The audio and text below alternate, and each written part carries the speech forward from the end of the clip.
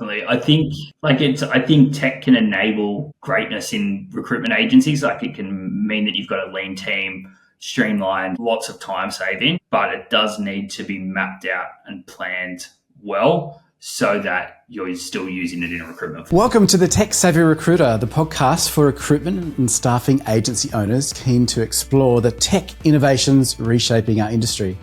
I'm Andrew Rodger from RecMate. And I'm Belinda Kerr from Recruitment Garage, and together we're your hosts bringing you a stellar lineup of tech experts ready to help you understand and, more importantly, benefit from the increasing array of tech available to you today. Thanks for joining us again for another Tech Savvy Recruiter episode. And today we're very lucky to have a return guest, somebody who joined us. They're probably our top 5 podcast episode guests when we first commenced this series about 18 months ago. So John Bourke is here back. Thanks for coming back, John. And for those that don't know John, he's the founder of at least 3 or 4 businesses that I know of. He currently runs RecView. He also runs Start in Recruitment and Start in Australia, which are rec-to-rec companies for recruitment professionals. So today we're going to have a bit of a recap around what's happened in the last 18 months, where he sees tech for our industry running, and maybe a few things about what his products are doing as well to help our lives as recruiters easier. So welcome back, John. Thanks for coming back. Thanks for having me. And I'll just 2 companies. It's just the rec-to-rec and RecView. Yeah, just got to humble myself there a little bit. You know, it's just Start in Recruitment, Start in Australia, same company, just different landing pages, basically. Different brands. We target slightly different recruiters. Yeah, no, thanks for having me back. Yeah, no, it's been a bit Great of to busy. see you, John. It's been a really busy 18 months, I think, for everybody, and for you in particular. I mean, you're talking with us outside of Australia now. You're in Portugal, I think. Yes, in Portugal. So I came over here. We raised money for RecView about a year ago. I've obviously got Jimmy in the sales team in Sydney. So I've come over here to kind of build out the UK market. I also just wanted to come and work remotely with my partner for a year before we settled back in Sydney, which has been great. It's allowed us a lot more focus. Sydney's got a lot of distractions, catching up with people. We've been based in Europe, working away, enjoying life. Oh, fantastic. Amazing. True entrepreneur nomad right now, by the sounds of things. So definitely nomad, yeah. That sounds fun. One thing we're just talking off air about around is the topic around, is tech making our jobs a little easier? I think the utopian perspective for our industry is that we'll just have chats like we're chatting now with candidates or clients, and then everything miraculously behind the scenes is working, buzzing away for us. And like out of the movie Her, we might have a chat with our operating systems and say, hey Jarvis, this is what I'm starting to work on, recruiting for an ABC type role. Go run, do what you do. And then off to the races, the machine goes. It's doing all those mechanical things that we would normally do as a recruiter, but all behind the scenes.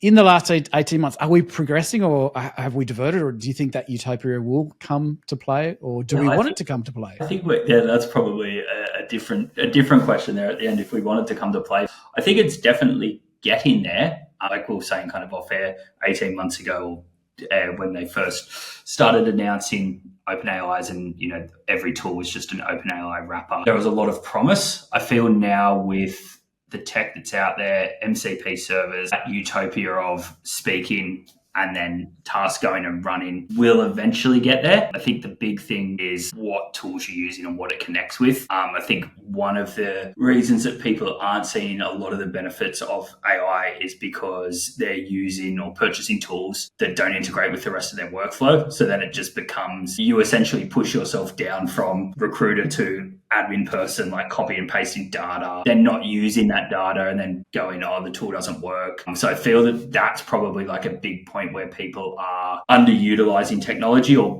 using the wrong tools. And that's where a bit of the lacklusterness comes with different AI products. But I definitely do see the advancements of tech of that. I don't know if utopia is the right word, but that progress getting there. Like the next couple of months, we have a few cool things coming out based on the conversation. So you have a conversation with the candidate. We now go into your CRM or ATS, search for any jobs that candidate might be suitable for and give that back to the recruiter, right? Just automatically, and then go and search across LinkedIn and Seek and whatnot for different jobs that candidate might match. So that's how you can use AI to surface information based on conversations, which is kind of heading more to that point. And I think for everything that I've done, it's always been about freeing up time to speak to more people and speak to more candidates. So I think as long as you've got that end goal of what you actually want to do, you can find tools that are slowly starting to do that. But I think a lot of people, and both of you would know this much better than me, but a lot of people just hear AI, want to test everything, but they're not actually figuring out what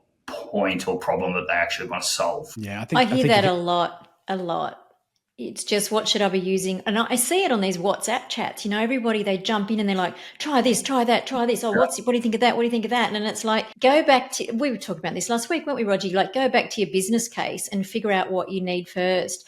But John, do you think, I'm seeing this now where we were I feel like we're leaving the Wild West and moving into something where the players are more robust, are listening to the market a little bit more. Do you feel like that's happening? Yeah, definitely. I think it's down to the fact that a lot of this is still quite new. So regardless, and we say this because if we come up against competitor note takers or different tools, everything's built on the same thing, right? Everything's built on top of Anthropic or OpenAI, and they're using that in the background. They might have trained their own LLM, but this tech's still quite new. So I think that's just what you've seen in the space of 2 years is companies have gone from just hacking together something in their bedroom to being a proper company. Lots more funding into the AI space, hiring better people. The technology's improved. Even when we get people on demos from 12 months ago when we started doing the note taking to now, I'd love to say that it was down to us being way better. But, the AI that we're using in the back end has improved dramatically in 12 months. Now voice recognition, language recognition is so much better than what it was 12 months ago. So I think you're seeing two things. You're seeing companies just naturally develop and be better companies. And you're also seeing the infrastructure that they're using just become much better. Interesting. Yeah, I think there's that natural evolution of what was quick to go to market. I've got to make a buck out of this new technology. So I think there's a stat out there. There's about 10,000 companies came out of the November 2023 OpenAI revolution. How many of those 10,000 are left now? I don't have the answer to that, but I'd say quite a few won't be there.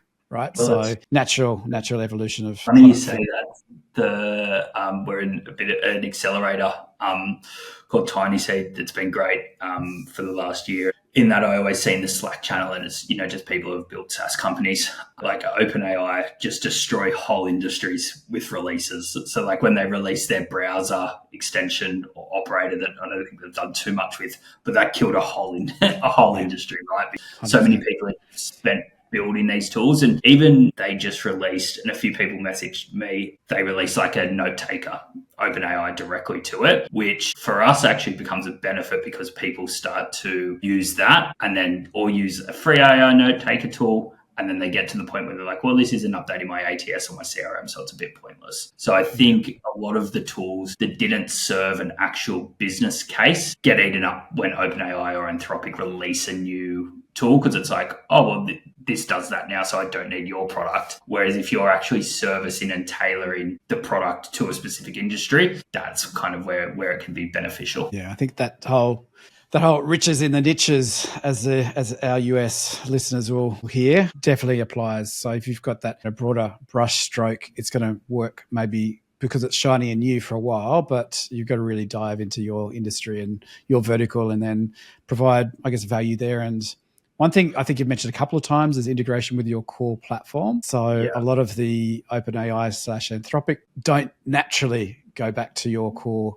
ATS or CRM. So working with a partner that helps you get that information seamlessly in, and then, as you mentioned before, it can have compound effect on what it's listening to, in your case with RecView, to actually producing something that I can move forward with once I've jumped off that call and have done some pre-screening against open roles or suggestions for roles that candidate might be interested in. And even then works with the different AI tools that you're using, right? Because we speak with a lot of the other providers in the space, or even you look at a Bullhorn or a Tracker that are Loxo now, who are developing agents into their CRM. A lot of those tools are based on the data that's going in. Right. So if you're using tools that don't update your CRM and it's not RecView specific or even note-taking specific, it can be anything. If you're using a CV matcher, but you then need to download the CVs, quickly upload them, match them, if that then isn't going back into your CRM, when these products continue to improve, the data is going to be all over the place. So I think that's the big thing that people need to look for, is just integrations with the CRM, getting a tech stack that speaks to each other, because otherwise like data is just increasing so much because there's so much of it. So it's just going to get to a point where, the human cognitive load can't handle where everything is. So you just need to know that it's all in there. Even if you're using tools like Zapier that can break or, get workload units limits, you're best off looking for like direct integrations where when X happens, Y happens. I'm interested to know, just on that point, you were talking about different companies and being on different forums and things. Is there quite a collaborative in the rec tech space? Do you guys all kind of get together and collaborate and share ideas? What does it look like on that side of things? I think it's quite collaborative.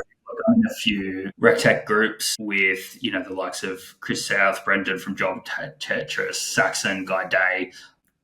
I know Jimmy, who works with us in sales through RecView. So I think everyone speaks like recruitment agencies speak, right? But because everyone's selling into the same market and also quite interested in tech and development, people tend to talk quite a bit, which is good because you can understand then the pain points or what different pain points of shared customers or what different people are doing. Like I'll always speak to Andrew about what's happening in the market, like what he's seeing, because actually going in and speaking to recruiters, I think is probably where a step that a lot of tools miss, because it's so easy to make tech now and you can do so. Like I always go to our developers, I'm like, look, we can do this. And they're like, what's the business case? I'm like, I know recruitment, I don't need the business case. And then you think about it a bit more and then it's like, oh, that's actually pointless, right? Like it doesn't matter whatsoever. Like we had a really... But I think that's half the problem, isn't it? That's probably half the reason why poor recruiters are so confused. They get these tools and they've got so many features and they probably need 3 of them. And I think this simple is best. Like I would rather pick something that's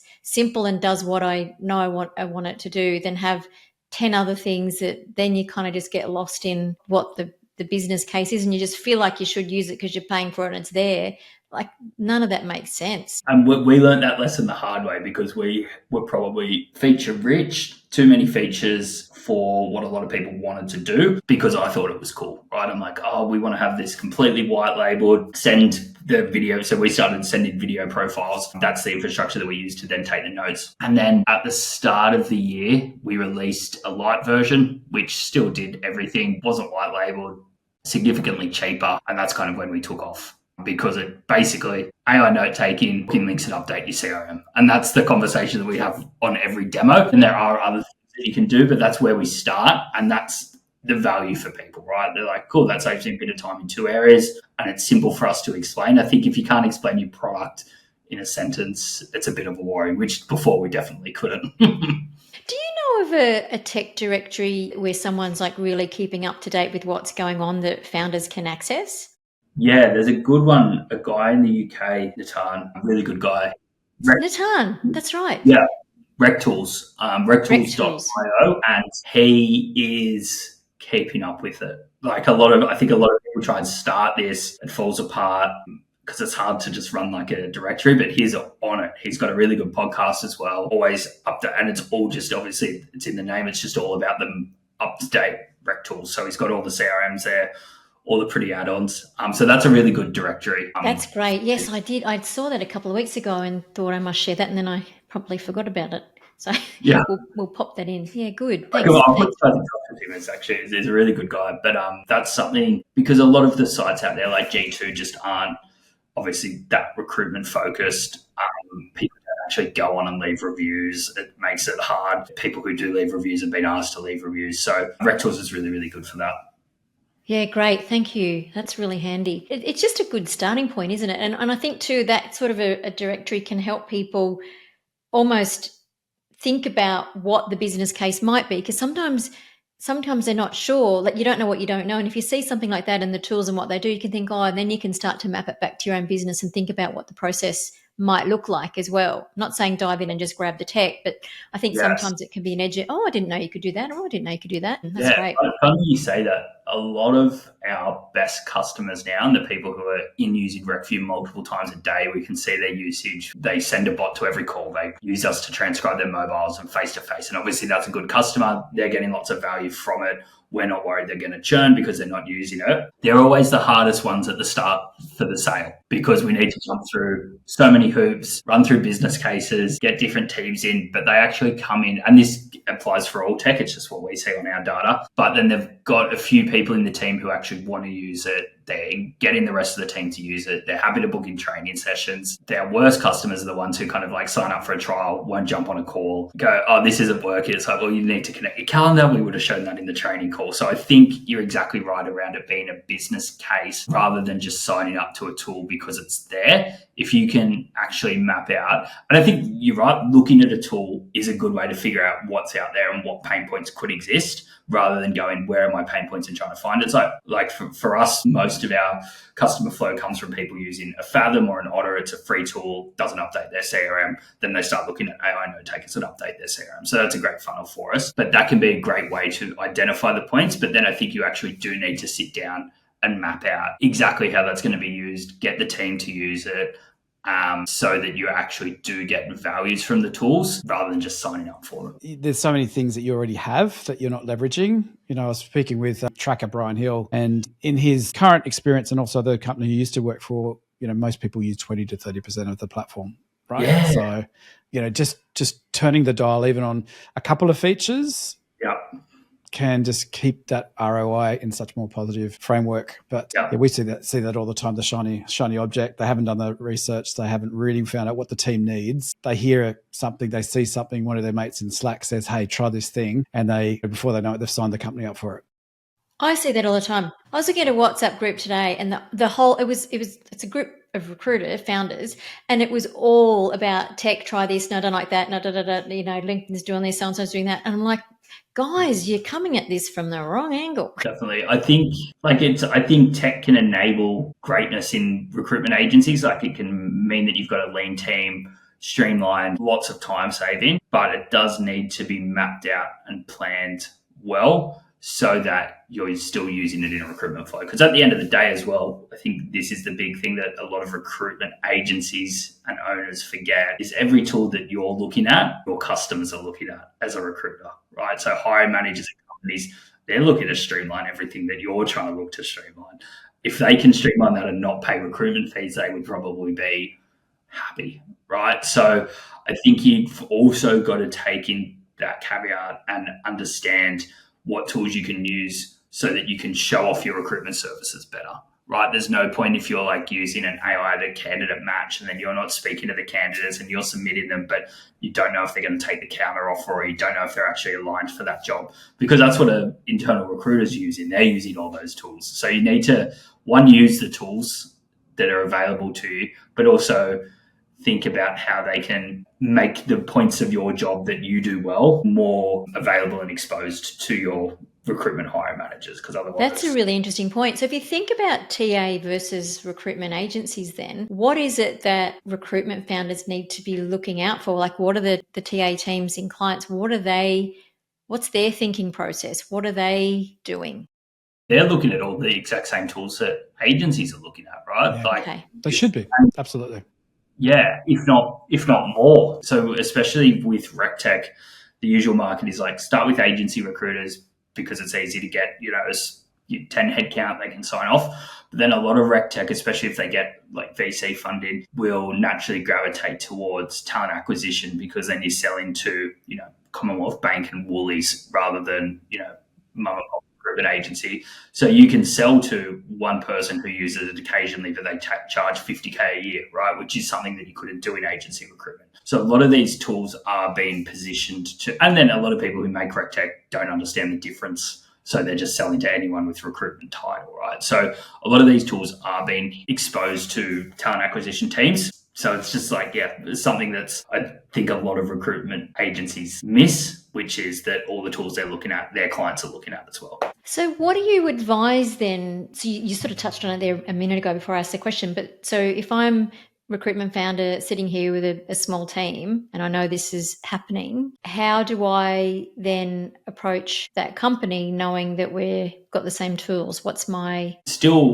You're still a recruiter at the end of the day, right? So I think you'd be doing the exact same thing that you've always done, because talent acquisition have always existed. So they're still going to exist now, but they've just got access to the same tools as you. So where you're going to be different is having a strong network of people, is being able to speak to more people every single day. Talent acquisition are obviously usually spread quite thin, and they're the things that you should be using tech to enable you to do more of. So you should have automations in the back so that you can speak to more candidates. We think a great way of presenting candidates is by video, because it adds more value to you as a recruiter rather than just a CV, because a talent acquisition will always go, well, I can just pull off those CVs from Seek, but your job as a recruiter is actually speaking to them. If you're then saving 20 minutes on each call by having a note taker join, write the notes up and put it into the CRM, it means that you might get in an extra 4 or 5 candidate calls every single day. So it's about using tools that then allow you to do the bit that will continue to get paid for, which is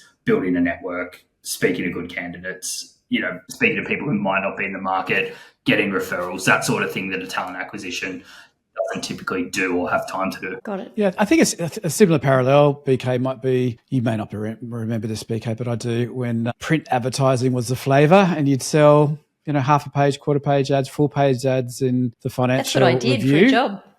I thought That you was might my do job. that. That's what I always wanted to do for some reason when I was at John Bourke. And it used to all come flying in the window, like $500,000 a year of recruitment a week. Every used to just fly in the window. Yeah, print was a big thing. And then that internet advertising thing came, right? And there was a flurry of feathers and everyone said, we won't have an industry because the client will go direct with internet. They'll put their ads up, they'll get the responses direct to their inbox and off they go. So I think this is a similar type evolution. I was going to say, it's a beautiful example. But did you see that someone posted on LinkedIn at some stage this week, and LinkedIn had sent an email to a talent acquisition, basically being like, hey, recruiters use LinkedIn Recruiter. You could just cut out the recruitment. And it was very direct and people a bit off it. Did you see this? I did, yeah. Are they saying, is this now or something they did ages ago? Yeah, LinkedIn had just emailed basically talent acquisition going, and then the recruiter had screenshot and put on LinkedIn saying, hey, use the tools that recruiters use and then you can cut out the recruitment fees. And obviously everyone kicked up a storm because we're the ones who pay for the LinkedIn recruiter licenses. It's that way you're going behind our back there a little bit, guys. Yeah, I haven't seen that. Interesting. I'll find it. Interesting. But I mean, I think to your point that, the tools are there. It's how you utilize the tools and how you leverage that and the conversations that you're able to have as a third-party recruiter as opposed to an in-house recruiter. And I think there's a lot of people who think that there will be a level of jobs that get, absorbed internally just because the AI machine can mop that stuff up pretty well. And then, we as an industry need to really get into our niche and specialize and speak to those type of roles that are a bit harder to fill, require a bit more leverage from that candidate to get them moving from one position to another. And, a lot of the great candidates, as you guys know, aren't looking today. So they won't be looking, they won't be responding, they won't be, unless we've got that relationship, which I think that our industry can bring, as opposed to maybe a talent acquisition who's very focused on that job that their manager comes and says, hey, Billy in accounts is leaving. We need another Billy. Can you find me one, please, John?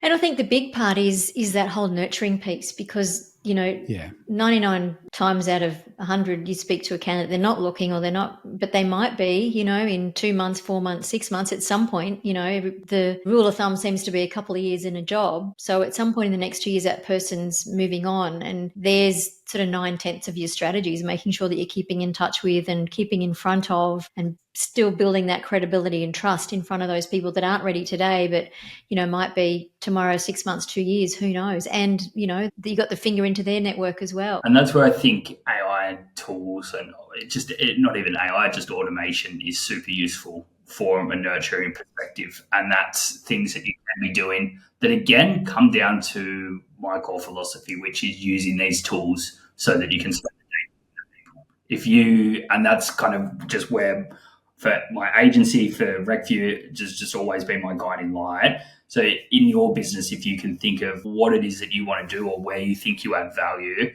and then reverse engineer the tech stack around that, that's where you're able to actually understand what tech you did. I got into RecTech because I ran a recruitment agency, and we had to speak to lots of candidates as a sales kids into their first recruitment role. Now we just do all rec to rec. But for that, it's still around nurturing people, when are you looking to move, making sure we don't send any messages to people who work for people that we have terms signed with. So, but that's all stuff that you can really automate, and you can really use AI to make it better, so that our whole day is just speaking to people, recording a video interview, sending that to a client, following up. And I think that that's where that makes it a lot easier. I always know what tools I want to use because I know what our core philosophy for using tech is. Yeah, it comes back to that business case that you were talking about earlier, John. That's it. Just, like rather than getting distracted, it's like, think of a business case. What area is this actually going to be used within my business? And like I was saying before, our best customers are the ones who plan and use that. And then you go into, we signed up a new client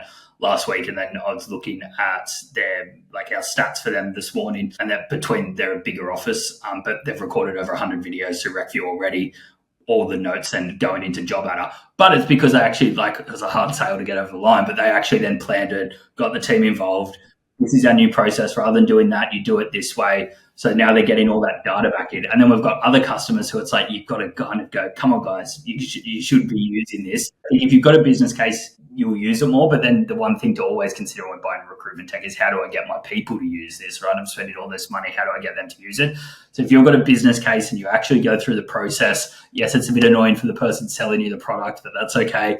So, John, I know you have to go shortly, and I'd love to know what you've got in the pipeline, what you guys are doing now. Things have obviously moved since we spoke 12 months ago. So let's hear it. Yeah, so we started as a video interviewing platform, one-way interviews, live recordings to submit to clients, which is good. The issue is that not every recruiter wants to do video. Not everyone wants to send video profiles. So the customers who we had loved it, but it wasn't a product that every single recruiter would use, which is the product that I want to have, right? So about maybe 12 months ago, again, just with the development of tech, because we had all the infrastructure and the integrations with Google and Microsoft, we started transcribing all of those calls. Then as our integrations with Job Adder, Bullhorn, Locksaving, Cherry, Tracker got better, we then started pushing that data into those tools. And then where we've really started to move towards is capturing any bit of conversation that you have. So we can capture your mobile phone calls with no VoIP. We can do face-to-face meetings just with a recorder that still updates. And then obviously we can send bots to any calls or video calls that you have. So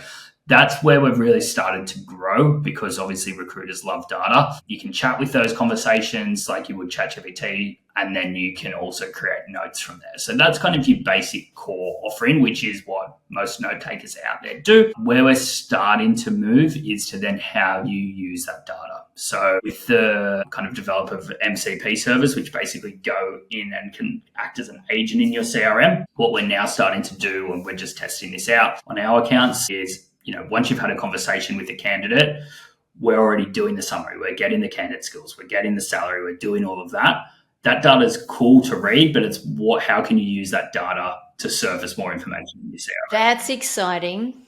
Yeah, it's really, really, we've been showing a few people, even having conversations, I jumped on with Ez Khan and ran through him, how we can connect to Claude, and it's going, tell me all the open jobs, and then an answer comes back. So we're making this data useful is where we're going, same as before. You actually didn't book in with me, so it didn't pop up, but before I jump on with the client or candidate that's in my calendar, what we'll do is go into Job Adder or Bullhorn, find the last people to speak with that person, go to their LinkedIn, go across data points, see if they've got any open jobs if it's a client, and give that recruiter a report half an hour before their call of what you used to do or what you meant to do as a recruiter of the research for that call, right? So it's about using AI again. Core focus point has always been to free up time. So if you don't need to research, and you should do research, but most of that research you're going to do is just reading data, which we can now surface and give back to you, right? And that's the cool thing about being able to capture all conversation is if you have a phone call with a candidate and it's a candidate screening call or a candidate reference call, and then that information goes back into your CRM, and then it searches for any jobs that person might be suitable for that's already in your CRM.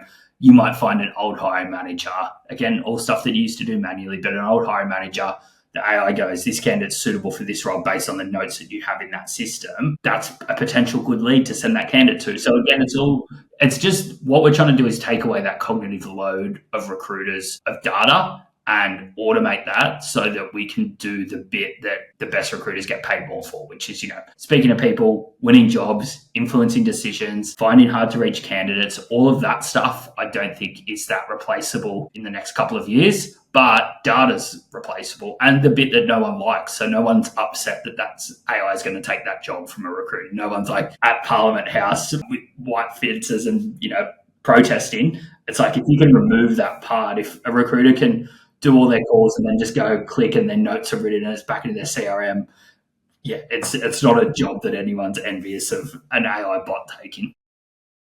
That's a little bit of utopia that we are getting to, maybe. That's probably the good things. And they say product market fit for a company or for a SaaS is, before you've got it, it's like rolling a boulder up a hill. Like, we were fighting for demos, getting people on. And now when we're on, people are just like, oh, wow. And it makes sense to them and it's so simple what we've done compared to what we did do. But if you can just save that time, so it's even like jump off a call, hey, I've got the same template. It's an SDR that I'm always interviewing the same people. What KPIs did you work to? What was the ticket value of the item? Where do you want to go in your next role? You hit one button, all those notes are written based on the conversation. You've done the hard work. You've had the conversation. But that's just saving 20 minutes of a recruiter's time. But also, not just the time, but it's 20 minutes that they don't want to do what most recruiters I know. That's there's 20 minutes different of 20 minutes at the pub with your mates versus 20 minutes of typing notes. They're not the same 20 minutes in my eyes. So if you can remove that of the burden of those roles, same as research. The reason that I think personally a lot of people struggle with business development, a lot of companies are worried about their recruiters not doing business development, is that it's just a lot of admin and it's boring to get that. It's I've got to go and get lists. I've got to figure out who the email is. I've got to get that number.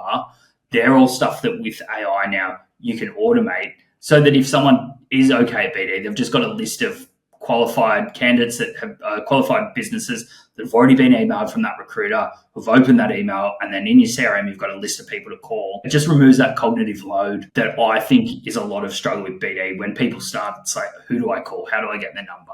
That stuff. And then, everyone just goes, no one wants to make cold calls anymore. It's well, no, you've not given them an easy way to do it, That's great, Jono. And it's so good to see your progression from where you've gone. And it's all very logical as well. So, hats off to you. It sounds like that when you zoom out and you look at it from a large picture. I don't know how logical it felt when we were ripping it apart and doing stuff. Well, you've obviously followed the right path. And I know you have to go, but I just want to say thank you so much. And, you're obviously making a really great contribution in this space. And I look forward to seeing what's next and having you back on for the next installment.